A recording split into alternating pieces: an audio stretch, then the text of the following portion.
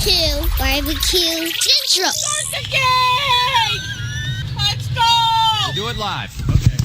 Well, do it live! I'll write it and we'll do it live! So to get that perfect barbecue, you use wood. Are you sure it's safe? Whatever. We put the lighter fluid on, strike the match, and... Oh! Should we call the fire department? That might be a good idea.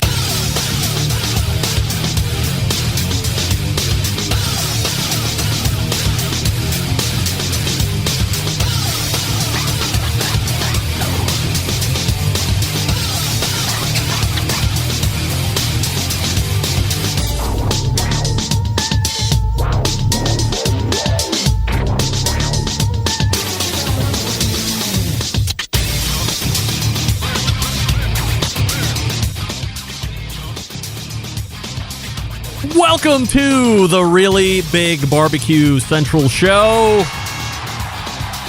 This is a show where we talk about all things that are important to the world of barbecue and grilling. The show originates from the Rock and Roll Hall of Fame city, Bomb City, USA, Cleveland, Ohio, the barbecue capital of the North Coast. I am your program host, Greg Rempe. Happy to have you aboard here on your live fire fun and frivolity show. If you want to jump in on the show with your hot topics and takes, here's how you do it. You can get in touch with the show by sending an email to greg@bbqcentralshow.com or on the Twitter and Instagrams at BBQ Central Show. Anything else you want to find out about the show can be found at the main website, thebbqcentralshow.com. And here's what's happening, in case you didn't get the newsletter, coming up in about 13 minutes from now. It's the second Tuesday of a brand new month, the last month of the year, as we said all the way back in January 2021, rapidly coming to a close. And look who was right. Me. We are 2021 rapidly coming to a close in 2 weeks or less. Long way to go to say, joining me in the first hour, as usual, the founder, creator of the most heavily trafficked barbecue and grilling website ever on the face of the earth, Meathead from AmazingRibs.com, will be joining us. Tonight, we continue our Science with Meathead chats, and we will talk long about the reverse sear, the science behind the reverse sear, why the reverse sear works. We will also speculate, debate, and or otherwise argue about why you would mostly want to do the reverse sear, perhaps only all the time, except for thinner cuts. We're going to explore it all. We might also hit on some other topics that have happened over the course of the week. We will certainly see how that operates. There's been a lot of business, which I'm going to get to here in just a couple minutes, that I had mentioned last week very briefly that I wanted to dig into a little bit more. So Meathead in your first hour, then we'll move to the second hour.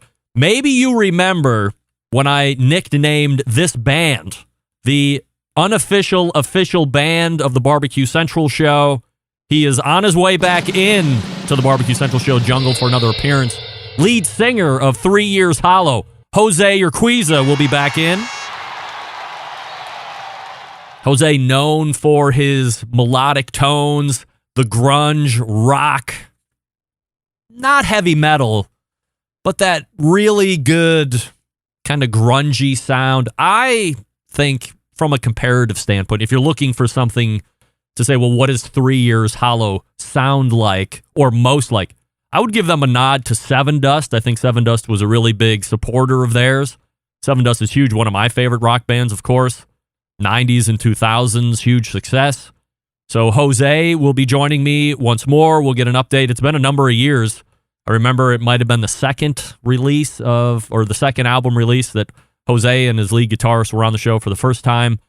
I believe they've since been signed to a record contract or a label. They were unsigned at the point I had them on the first time.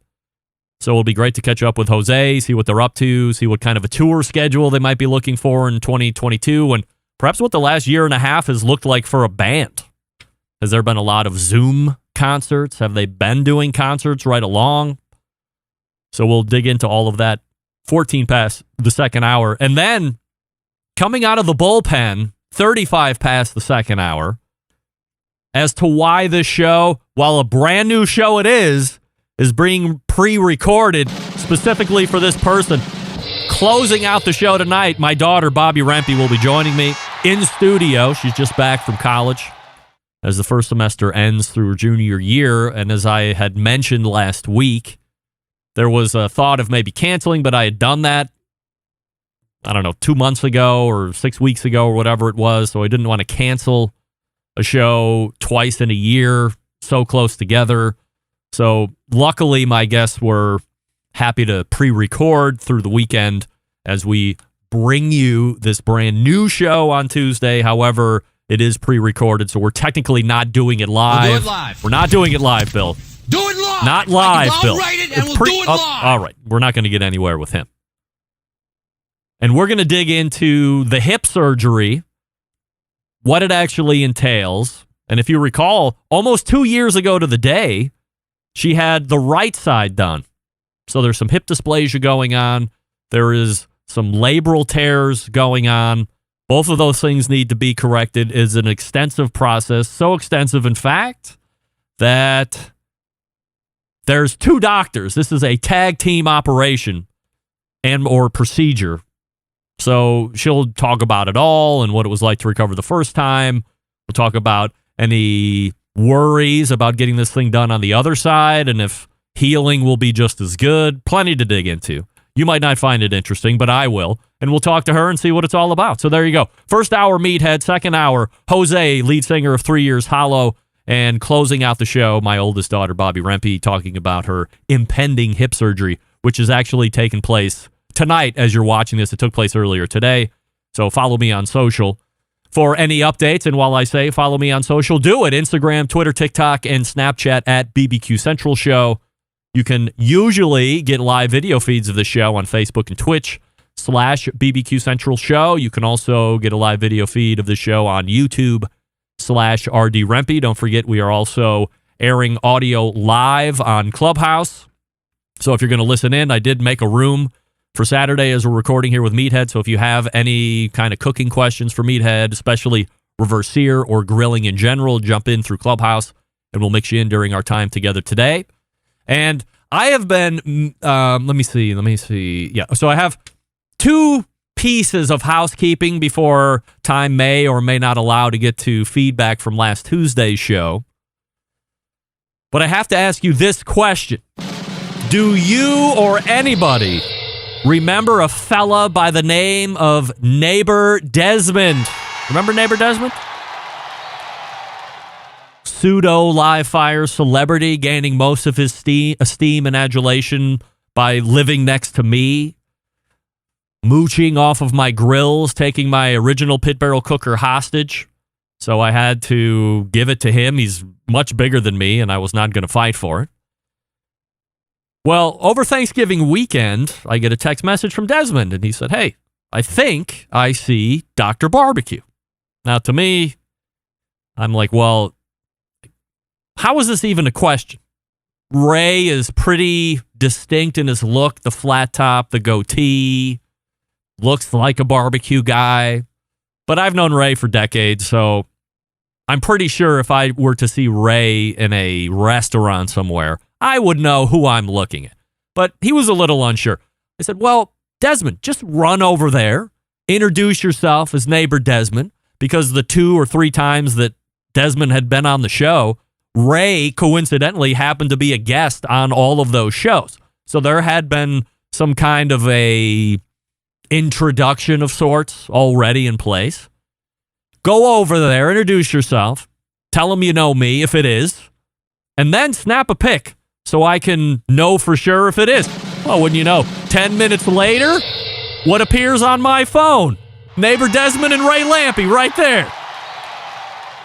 As I continue to say, small world, these 2 barbecue sensations just happened to be in the same restaurant, and it was not Dr. Barbecue's restaurant, I might add. It was just some restaurant in Tampa, and there you have Neighbor Desmond on the right, and of course, barbecue legend Ray Lampe on the left. Small world, they were right there. So there you have it. Then, because this topic has taken on a life of its own over the past couple years, Brian from Pennsylvania writes, Greg visited Don Ramon Mexican restaurant in Lakewood, Ohio a few weeks back while visiting family for Thanksgiving. And look what was on the menu. Chori pollo. Yes. If you haven't seen chori pollo yet, this is exactly what it looks like. You have your beans on top. You have rice there, bottom left. You have the tortillas, soft on the left in the aluminum. And then you have grilled chicken breast with chorizo sausage that has been mixed together. It's chopped up. You take all that stuff, slam it in the tortilla. And it's delicious. Trust me. Take it from a guy that knows chori pollo, who has put chori pollo on the map. Unknowingly, the biggest chori pollo champion the chori pollo has ever seen. Validating it from the Atlantic to the Pacific and all points in between. So much so that a friend of this show made fun of me to no end for chori pollo, said it was an illegitimate Mexican dish, that Mexicans laugh at people who actually order it. Meanwhile, it ended up on his menu only a month or so later. I know what I'm talking about. I know good food. But enough about me and how smart I am. We can get to more of that when Meathead comes on. He's ready to go in the green room. I'll talk to you quickly about Yukon Glory and their burger serving set. The Yukon Glory burger serving set is an essential set for foodies and burger lovers. If you want the real restaurant feeling at home, we've got you covered with our full burger board set. The set includes a stainless steel basket for your fries or veggies, 2 ceramic condiment holders for your favorite sauces or condiments, and a slate plate to serve your burger up in style. This deluxe burger board is made from durable, long-lasting premium acacia wood with deep reds and browns that will not fade over time. With the holiday season here, and we are in the middle of it, folks, this set is the perfect holiday gift to give the chef, grill master, or burger freak in your life. Trust me, they will thank you for it. The burger board and all of Yukon Glory's products are sold at their website, yukonglory.com. Also on Amazon, Walmart, Lowe's, the Home Depot, and Target. If you prefer to search and shop on their website, yukonglory.com, you're in luck because you can save 10% off the entire order by using promo code 10Central. 10 Central altogether for a 10% discount through the whole month of November. Follow Yukon Glory on Instagram and Facebook at Yukon Glory, or again, the website, yukonglory.com. The burger set. Get it in now.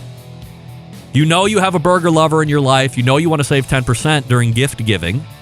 Buy a couple. Buy 4. Buy 6. Keep one for yourself. All right, we're back with Meathead right after this. Stick around. You're listening to the #1 most downloaded barbecue and grilling podcast anywhere. The Barbecue Central Show.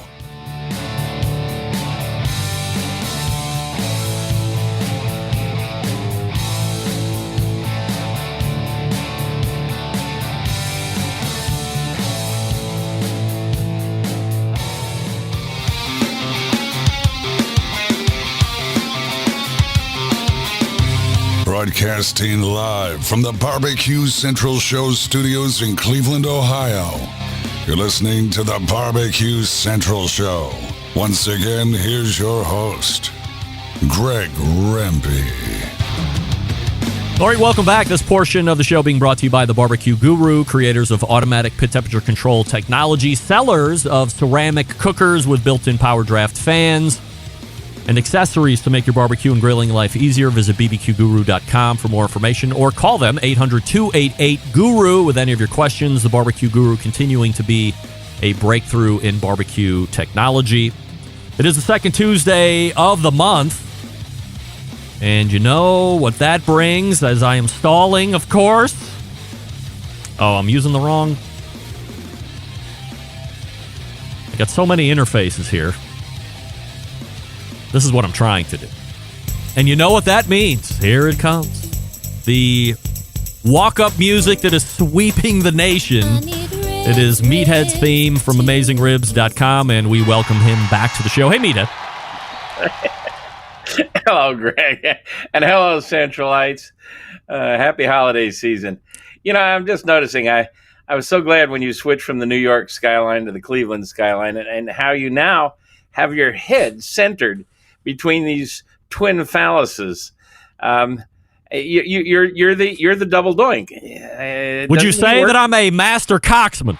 Is that what we're getting at? Oh. Well, let me ask you. You're a photographer by profession as well. Should I be in front of a building or another, or should I voluntarily tried to center myself because right here is the most prolific skyscraper of our skyline, Terminal Tower, and then Key Bank here is the tallest building that we have, although the one where the hell this one is second oldest to Terminal Tower, but I figured it would be best from a picture standpoint to sit in the middle. And they frame you beautifully. All right. Just fine. I know. It's no Chicago skyline. I mean, now that is a skyline that takes up the whole windshield or more. Yes. You have to turn your head and see everything. I mean, that is a substantial skyline. So is the New York City. But admittedly, Cleveland's a little lacking in skyline. So this is what I got. Lacking in a lot of stuff, but that's okay. Yes, no doubt. Hey, best wishes to Bobby. Thank you. You're so lucky to have a family of so many talented women and an athlete of her caliber, and now she's got the double doink on the hips now. Hopefully she'll recover fully and be back in form and back on the volleyball court next year. Well, I appreciate that, and we'll see how it goes. I'll keep you updated for sure. So we have another barbecue science with meathead topic, and tonight we're going to be talking all about the reverse sear and the science behind the reverse sear, and certainly we can speculate further as to maybe why it's one of the only ways you should be cooking anything that is X thickness or bigger, and why that is. So however you want to start off with the reverse sear topics. By the way, I do have a clubhouse room open. There's nobody in it yet. But if somebody jumps in and they want to ask questions, we can mix those in as well. That seemed to have worked pretty good over the last couple months. So I'll turn the discussion over to you for now. Well, reverse sear is a really clever concept. And, by now, I think a lot of your audience has probably heard of it. But it is something that is not thoroughly understood. Just witness the fact that so many cookbooks, barbecue and otherwise, tell you to start off by browning your meat first. Now, that works for some cases, but for barbecue or grilling, it's really not the best way to go about things. Let's start by deciding what our mission is. Let's say here we are coming up on Christmas, and a lot of people love to do a big beef roast for Christmas. Yes. And they're expensive. I mean, I just ordered a 7-bone beef roast, and that's going to cost me a week's pay. Was it a prime grade or a choice grade? Yeah, USDA prime. Yeah. So what does that run you? Yeah. They haven't told me yet because they can't precisely can't precisely measure the weight. Right. So it's mystery meat. I'll find out when I pick it up. So you're going to do this big old roast. And what a lot of recipes tell you to do is put it in the oven and crank it to 500. And what happens then is at that temperature, you brown the exterior. Now, of course, people don't always understand that there's different types of energy in an oven. And a grill, by the way, is just an outdoor oven with a lousy thermostat. And by the way, that may be changing. We have recently heard that Charbroil is introducing a grill with a thermostat. Long overdue, and I hope it works, and I hope others follow.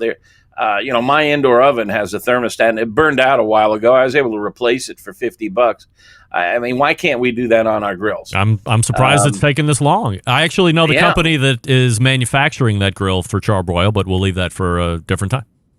Okay. Yeah. So you crank it to 500.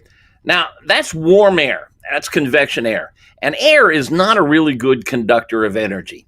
The best way to sear something is with laying it on a hot piece of metal, like a frying pan, which is conduction energy, or placing it directly above glowing coals or flame, which is infrared energy. And those are the three basic kinds of energy we find in a grill. The conduction energy comes from the grill grates. Convection energy is the warm air flowing around everything. And infrared is the glowing coals and flame that sear. So they tell you in order to sear it, to crank it to 500. Well, let's look at what happens. You start getting this brown exterior, which is the Maillard reaction and some caramelization, especially if there's a little sugar in your rub. So you get this beautiful crust forming, and everybody loves the crust on a nicely herbed beef roast. The heat pounds the exterior of the meat. Now, it's really important to understand that this hot air can't penetrate the meat. It's not going into the meat. The hot air cooks the outside of the meat, and that's it. It's the outside of the meat that collects the energy and holds energy and presses that energy down towards the center. It's like a capacitor, if you will. And so as the energy moves from the outside of the meat towards the center, you get the meat starting to warm up in layers. So when you're done, you're going to have a brown exterior, a layer of tan just below it, a lighter layer of tan, then a layer of pink, and then finally in the center, you'll get your beautiful rosy medium rare. And this rainbow effect is because the energy that is moving from the outside to the center is cooking it in steps, in waves. It's like a bucket brigade being passed towards the center. Well, I mean, if you like a steak or a roast medium rare, and I do, and I know you do too, Yes. Greg, which is in the 130 to 135 degree temperature range, and if you love the exterior crust, which I do, and I know most of you do, Yes. you want as much crust as you can get, and yet you want the center as much medium rare as possible. And the way you do it is the inverse of what most cookbooks have been telling us from the beginning of time. You start cooking it at a low temperature, like 225. And so you'll put it on your grill, and instead of putting it right above the hot coals or right above the flame, you'll divide your grill in two zones, and you'll put it on the indirect side where it's gently warming at 225. And what happens is you'll get a nice even color, nice rosy color from edge to edge. Now, the exterior isn't a good crust yet. So what you want to do next is when it gets close to 130, which is your target, say 120 or 115 even, then you move it over to the direct energy side, right above the flame or the coals, and then you lift the lid so as much as you can get, you get the energy pounding on one side, and then you rotate it a quarter turn. And the energy that starts to build up on the exterior when you're doing it direct heat like this, a lot of it will bleed off into the air rather than push down into the center. And then you rotate a quarter turn, and you rotate a quarter turn until you have your beautiful dark crust all around. And when you slice into it, you'll have that beautiful dark crust and a very thin layer of tan, and almost entirely edge to edge, a beautiful rosy medium rare color. And that is the reverse sear in an essence. The concept evolved from the early pioneers of sous vide. And we've talked about sous vide before, but this is a very simple technique of cooking meat in a water bath, in a plastic bag. It's not in the water, it's in a plastic bag. And you cook it at 130 degrees, and you'll get exactly medium rare all throughout, but the exterior looks like hell. And so now you sear it either in a pan or on a grill. And so this is a great technique, and it works great on a lot of stuff, like on turkey breasts or chicken breasts. Chicken in particular, because you've got that fatty skin. If you put that right over hot coals, you know what happens. The skin gets dark black and burns before it's cooked to a safe temperature on the interior. So reverse sear is a natural technique for poultry. But there are cases when it doesn't work. And that's if you've got something really thin, like skirt steak. You just showed that pollo, whatever you called it. Chori pollo. There it is. Chicken thighs, which are thinner, chicken legs, which are thinner, chicken wings, skirt steak, flank steak. anything general under an inch, so a 1-inch steak, those you want to cook hot and fast because then you can get a good dark crust and you can hold some pink in the center.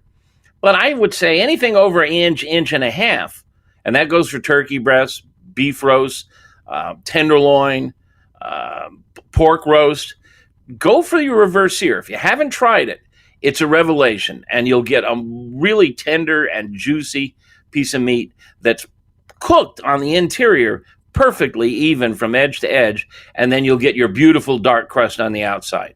Do you know the history of the opposite of the reverse sear then, as far as pounding it first and then finishing it at a lower heat? Or you see a lot of times folks will do a hard sear in a cast iron pan, and then they also have an oven awaiting at 350 degrees, and then they'll throw it in the oven to finish off to medium rare, medium, whatever they like. What has been the mindset of doing it that way first versus doing a reverse sear, which is obviously going to give you that bumper to bumper, as you say, color from top to bottom? I don't know the history of it. It's just the way things have been done for almost forever. I mean, early cookbooks, and I like to read early cookbooks. Basically, they just tell you to crank the oven all the way, or in a few cases, they tell you to get a hot pan and sear it in a hot pan and then pop it in the oven. Now, the reason you want to sear it in a pan and then pop it in the oven is you'll get the fond, you'll get the bits of meat and flavoring and stuff sticks to the pan. Then when you take it out of the pan, you can make a pan sauce. You can pour a little red wine in there or some white wine, and you can make a pan sauce that way. And that's a great technique for making a pan sauce. And you can do that with reverse sear also. You could gently warm a beef roast on a smoker at 225, get some nice smoke flavor and color, then bring it indoors and put it in a cast iron pan or on your side burner and roll it around until you get brown, and then you'll have a fond. Fond is a French word for that, the bits that stick to the pan, and then they let go as soon as you pour wine or chicken stock in there, and that's how you make a pan sauce. So. I don't know how long. I mean, when you think back to the history of cooking,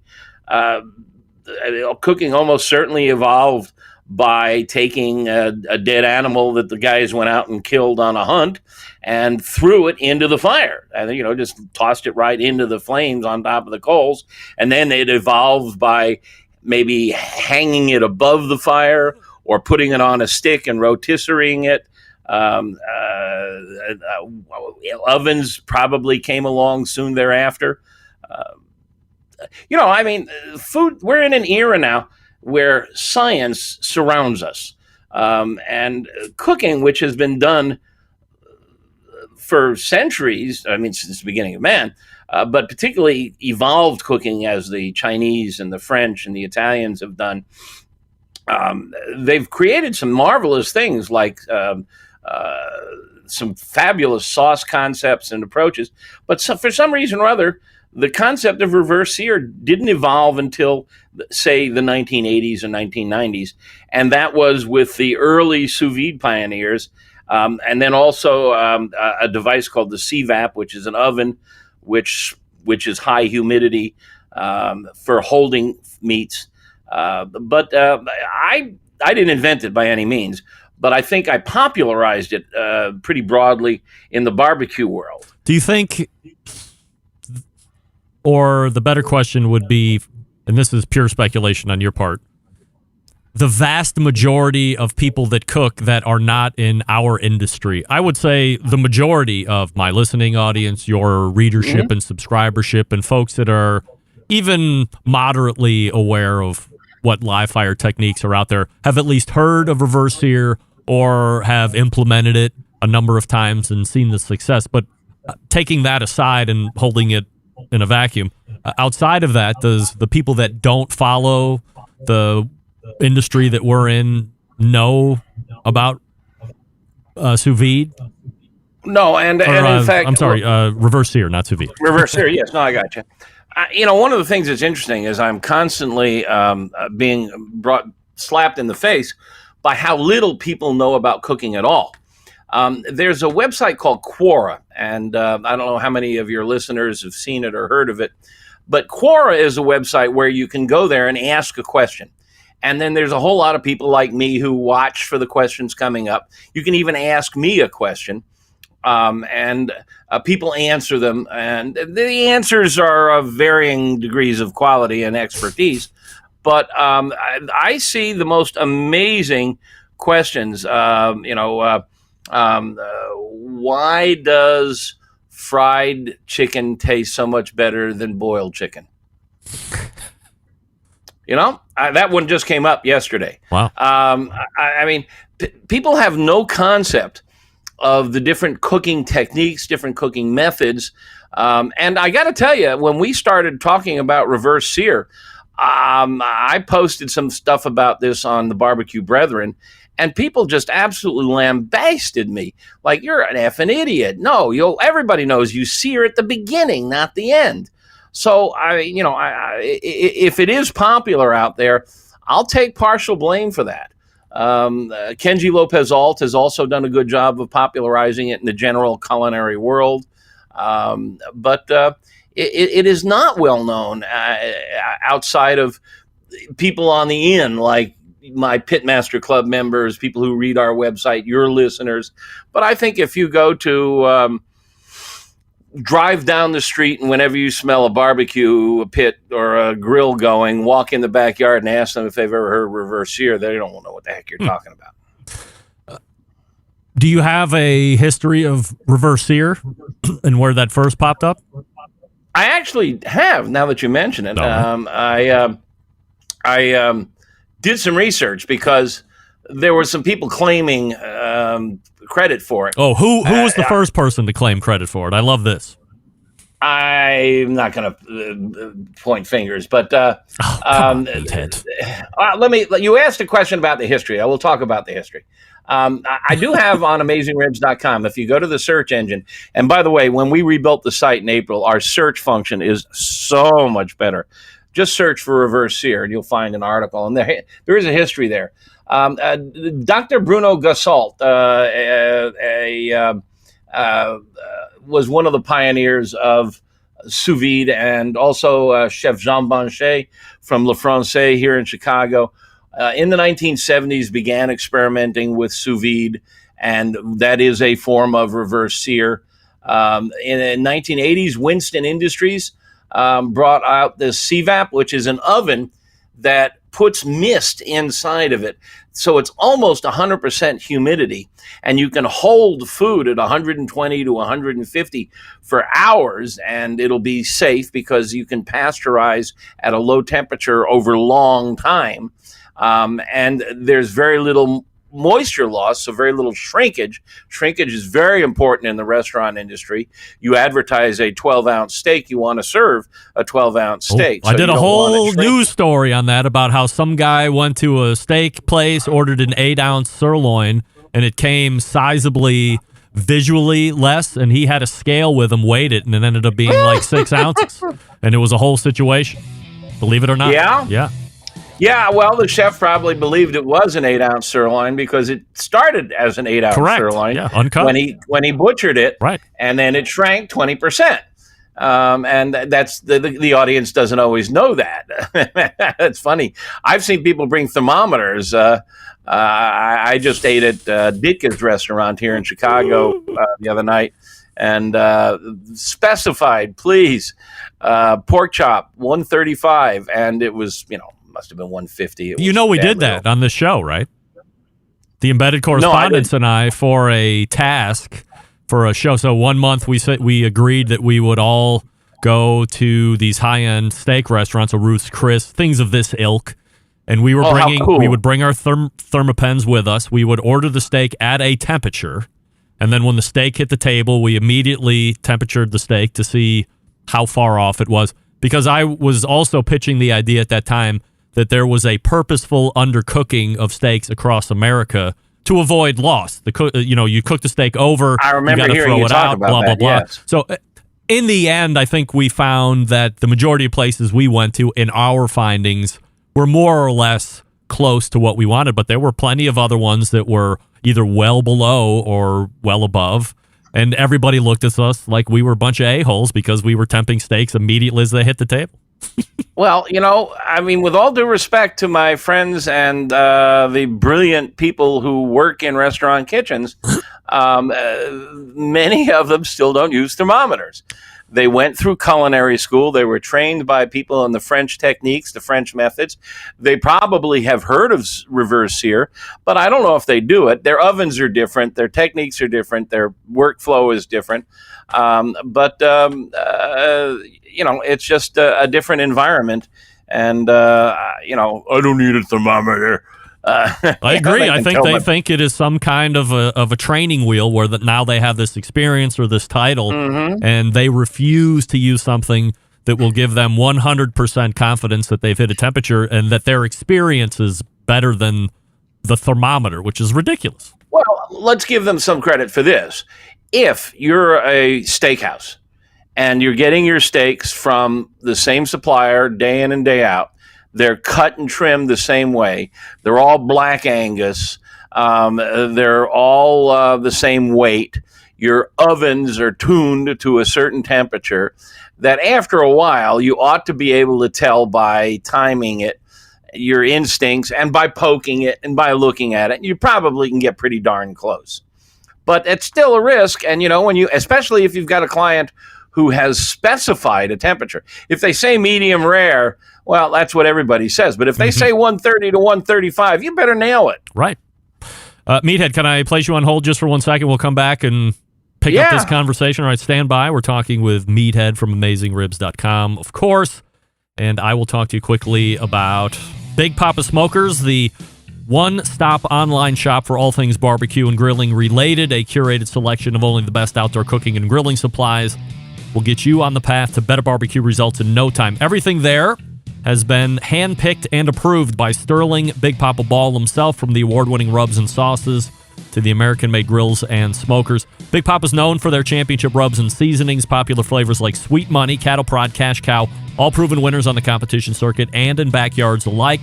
13 perfectly balanced flavors that transform ordinary meals into extraordinary. They also own Granny's barbecue sauce, so if you're looking for a new go-to sauce or you're tired of what's out there currently, give that one a shot. It reminds you of why you fell in love with barbecue in the first place. And aside from the premium selection of rubs and sauces, they are also selling cookers. If you're looking for a new cooker, a pellet smoker that's easy to use, check out that Mac 2-star General pellet cooker. Big Papa's the exclusive Mac dealer, even offering special packages. Not a fan of pellet smokers? All right.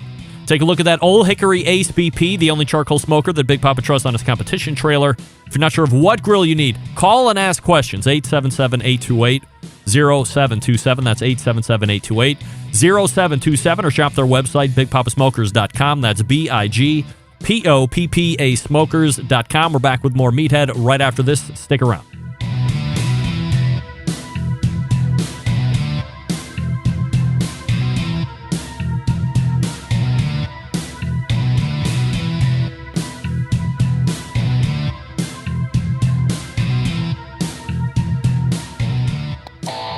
Howard Stern, Jim Rome, Dan Patrick, and Greg Rempe. The Mountain Rushmore of talk show entertainment.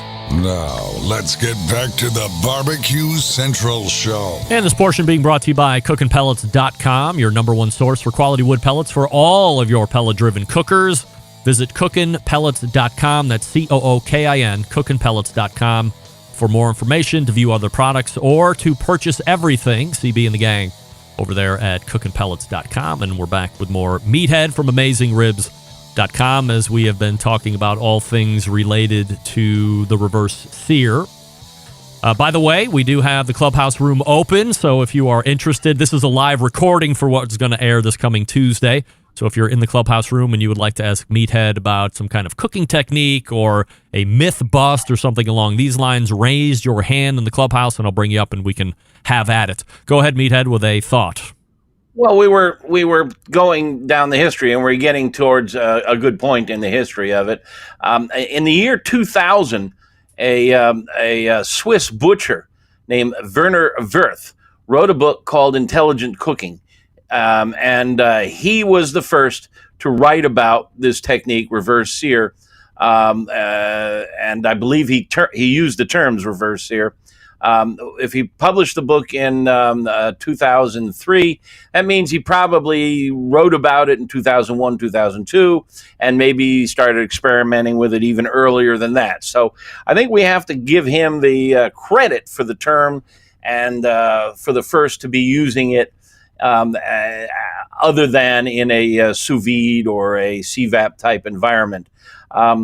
In 2002, our good friend Alton Brown started writing about doing a roast at 200 degrees, taking it off 10 degrees before it's done, and then turning the oven up to 500 and putting it back in the oven at 500.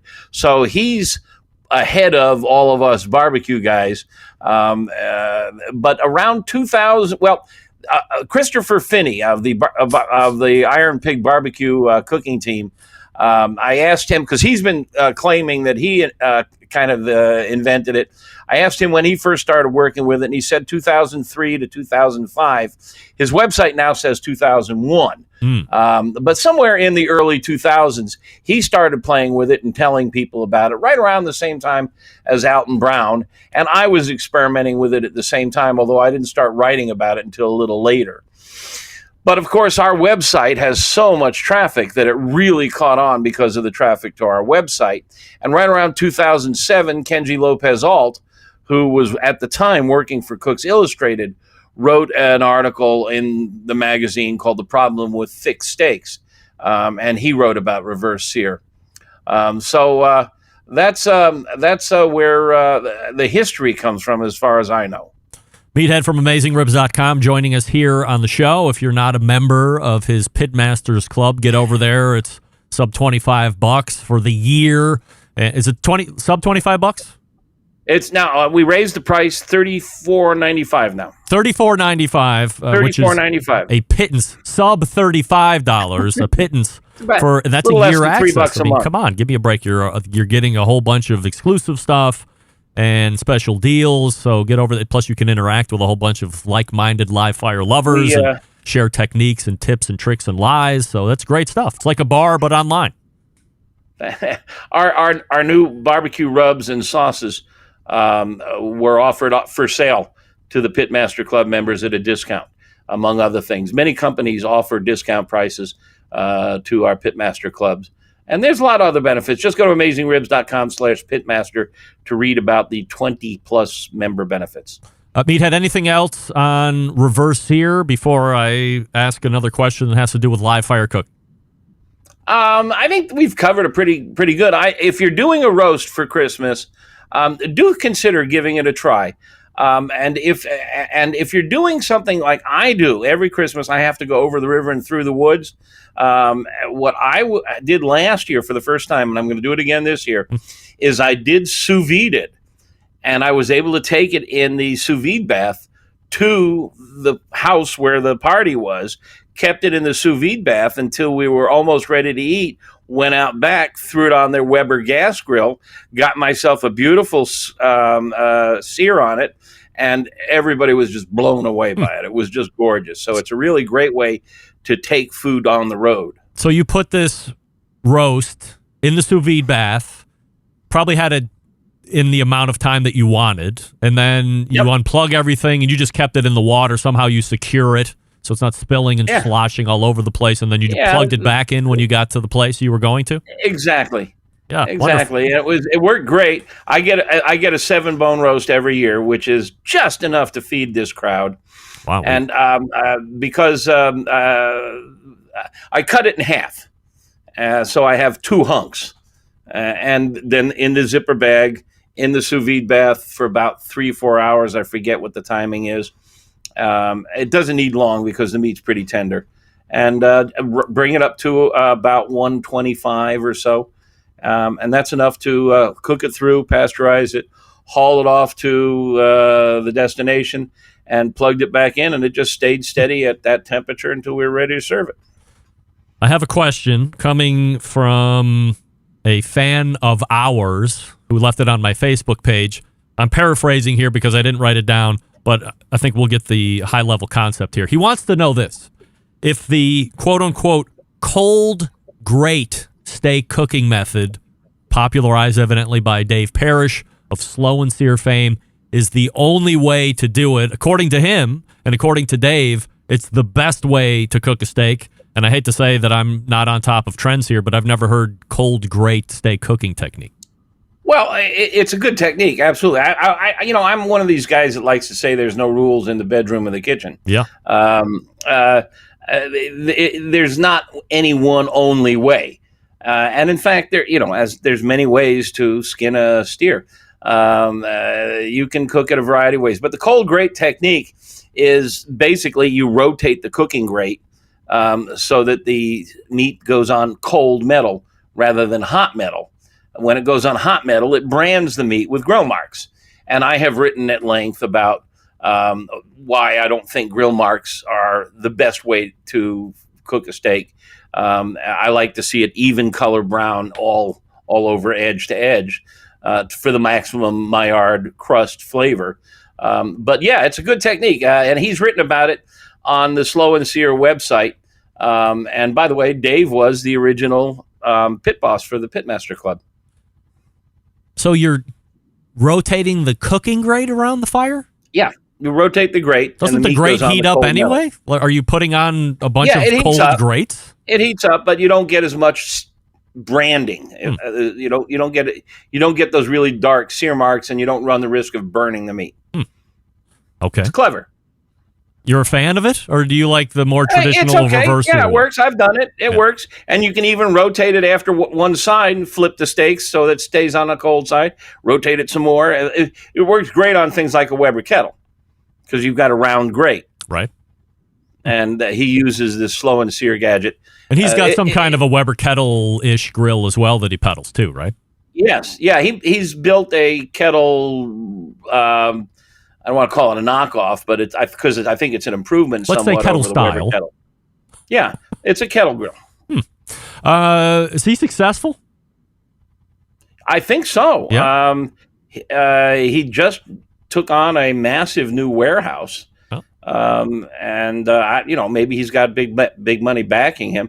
He's got some great products. If you have a Weber kettle and you don't have the Slow and Sear insert, you need to get one. It is the single best accessory for the Weber kettle out there, period. I'm shocked Weber hasn't bought him out yet.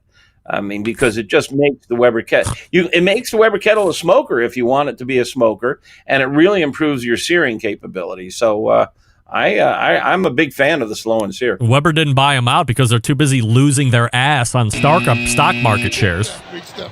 I haven't watched their stock lately, but Weber's going through an interesting phase. You know, they were a family business, and now they're a corporation owned by a big investment company, and things have changed down there. Weber, as of trading this morning when I looked, $11.97 a share.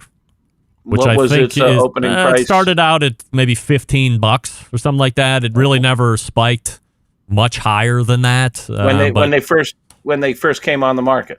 Yeah. So they've lost about a third of their share price. Now, let's take this into account. Traeger, as of this morning when I checked, trading at $13.24, and I believe they had a high watermark of almost $35 a share. Wow, there you go. Yeah. I wonder what that means. I wonder if the market somebody's lost a lot of money. Yeah, and the market is on its way up. You know, I watched the Standard & Poor, and it's getting back towards record zone again. It had a big dip a couple of weeks ago or last week, but it's interesting that with the market increasing, they're decreasing. And what does that say about investors' interest in the barbecue segment? I don't know. Yeah, I don't know. We'll see what happens. I'm actually interviewing Jeremy Andrus on February 8th, which is probably something I should have mentioned to you off air, considering that's a Tuesday that you're going to be on in the first hour. But it's the only time I can get him. It's a very big get for us. We have a lot of questions to ask him, some things that I may or may not get in trouble for asking him, but we'll see if he even answers them. So we'll go from there. We have 3 minutes and 35 seconds left. We are literally 14 days away from Christmas, which is tight. especially with shipping and stuff. So for last minute best gift ideas, aside from a Thermapen or a instant read meat thermometer, which is always something that you and I are recommending to people when they're asking, what would you like to see people be giving as gifts this year? Well, I mean, I always, if you said except for Thermapen and stuff, I mean, I always gravitate to thermometers. Of course. I mean, it is, other than a sharp knife, it's the single most important tool a cook can have indoors or outdoors. It prevents you from having that embarrassing moment of serving overcooked steaks. I mean, you're going to spend an arm and a leg on a roast. Get it right. So I'm sorry. I know you said other than, but Thermapen is the top end of my. Hey, something people need to keep their eye out. The folks at Fireboard are introducing a competitor to the Thermapen that looks really interesting. It has all of the same functionality of a Thermapen, and you can plug a probe into it, so it can be used as a remote also. And the guys at Fireboard are really smart, and they do some really great stuff. I would pay attention to that. I don't know if it's on the market yet. I know that they've shipped us a prototype. Our electrical engineer has tested it and liked it, and if he does, I do. It's the Fireboard Spark is the name of the product. I believe it was pre-order last month. It started shipping out at the end of November, so if you put in a pre-order, I would assume they're starting to ship out, or maybe you have it already. And I agree. It's instant read. It's similar time to take a temperature. It's similar thresholds as far as accuracy. And then on top of that, you get a one-channel Fireboard automatic temperature monitoring system, which also can be included into a traditional Fireboard if you have it. It can be an extra channel. It can be a clearinghouse for all temperature readings. And it's I think it has web connectivity too, doesn't it? Web connectivity, so it's So it one ups the Thermapen. You asked about gifts. Forgive the small promotion, but we've just introduced 3 rubs and a sauce at AmazingRibs.com, and I'm pretty happy with them. A nice 4-pack of all 4 might make a nice gift, and they're being shipped overnight, so it's not too late to order those. And my book, Meathead, is still selling rapidly. This is Meathead from AmazingRibs.com. Meathead, anything else before I let you go tonight? No, it's always good to talk to you, and best wishes to Bobby, and a happy holiday to you and your family, and Happy New Year. We'll see you after the first of the year. The rest of you Centralites, good talking with you all these years. All right, there he is, Meathead, right there from AmazingRibs.com. We wish him a great rest of the holiday season and Happy New Year as well. And be sure to get over to AmazingRibs.com and check out all of the great free information that's there. And then, as he had mentioned, there is a pay portion that you can sub up to less than $35 for the year, or for mathematical reasons, less than $3 a month. And you can have access to a great forum, lots of special deals, access to exclusive items that are going to be coming out. And if you are looking for that great barbecue and grilling experience, a once-in-a-lifetime, get on over there and look to see if you can still sign up for the meetup that's going to be happening next year in Memphis. That's been supposed to be happening for the last couple years, but COVID had other plans, and we will see if it happens this year. We're really confident. So get on over there, sign up. I'm sure there's some spots left. It is Meathead over at AmazingRibs.com. Follow him on the Twitter at Meathead. I will talk to you quickly about Primo Grills.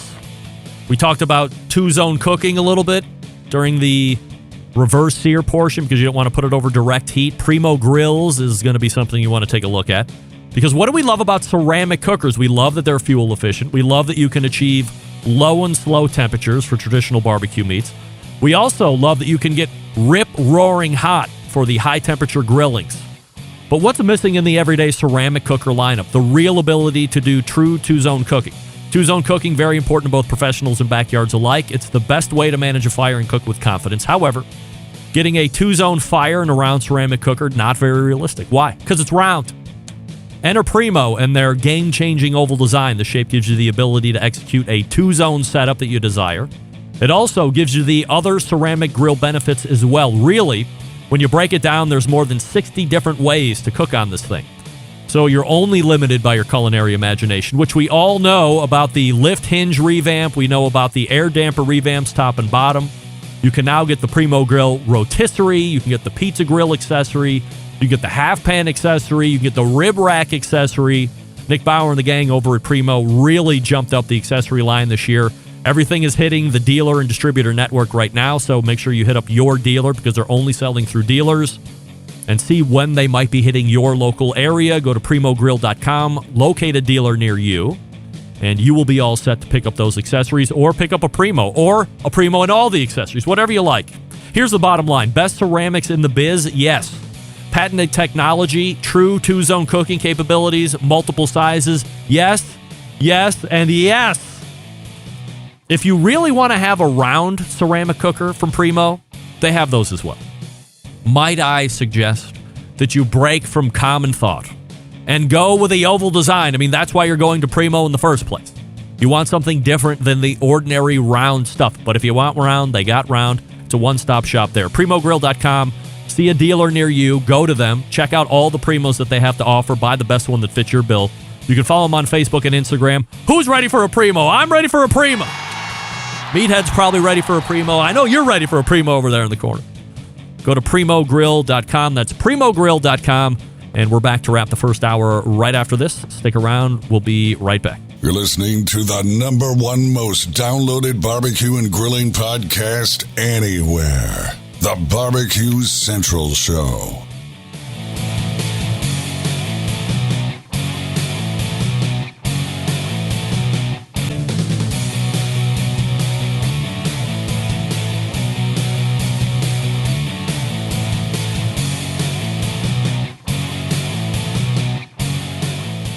Continuing to produce incredibly mediocre content in an exceptionally professional way. You're listening and watching the Barbecue Central Show. Once again, here's your host, Greg Rempe. Well, as luck would have it, this portion brought to you by Fireboard, the segment that is giving you all of the great recap of the first hour. Fireboard 2, Fireboard 2 Drive, Fireboard 2 Pro for the high temperature stuff, and of course Fireboard Spark, which is that single channel that Meathead and I were just talking about, also an instant read meat thermometer, and can be used together at the same time. It can be monitoring, and you can also bust out the probe and do some instant read meat thermometering if you need to.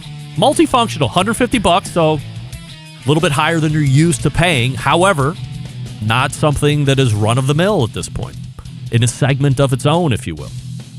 So you can monitor up to 6 different temperatures simultaneously. You can connect to Wi-Fi for cloud-based monitoring or connect via Bluetooth. If you have smart speakers in your home, you're in luck because it's fully integrated with both or all kinds. If you have any questions, visit their website, fireboard.com, or call them, 816-945-2232. That's 816-945-2232 and fireboard.com. Once again, we thank Meathead from AmazingRibs.com for joining us here for the duration of the first hour, talking about all things reverse sear. If you didn't know the concept, now you know. If you didn't know the history, now you know.